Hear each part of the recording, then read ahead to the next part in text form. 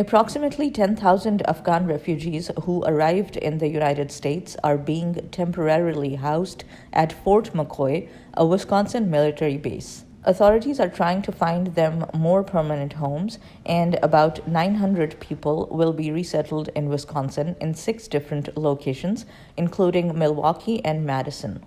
In September and October, several Milwaukee-based humanitarian organizations and a group of Muslim women paid a special visit to Fort McCoy, which is closed to the media. Sheila Badawan of the Janan Refugee Relief Group, a community organization that works with resettlement agencies, was among them. She says that in an unusual process, refugees are increasingly being handed over to aid organizations and relocation agencies. So it's not the normal program that is used for refugee resettlement.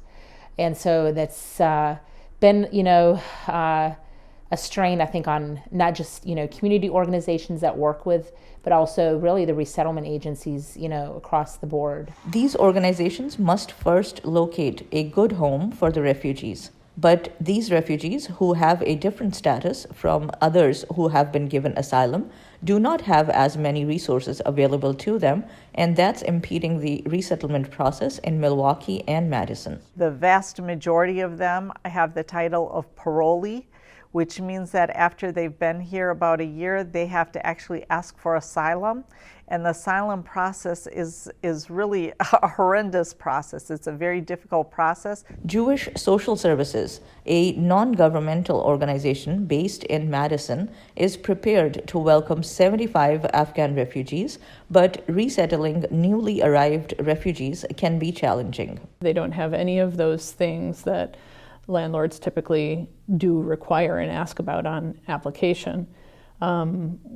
We don't sign leases for people. We help them to sign their own leases. So that requires landlords to be flexible in that way. At this point, we need housing, and so it could be all parts of Milwaukee, different parts of the region that has available housing so that we can place these individuals. But finding the right rental properties is difficult. Agencies need a home that not only meets the family's needs, but also does not financially strain them. Milwaukee is a city that has a shortage of housing, especially affordable housing. A lot of the families coming in are very large families, meaning that they may need something more than a 3-bedroom. There's a limited amount of 3 bedrooms, limited amount of houses within an affordable price range. So what we're doing this time around is that we are securing apartments, any apartment that we can, and we're securing it ahead of time to be able to place people in when they do arrive rather quickly.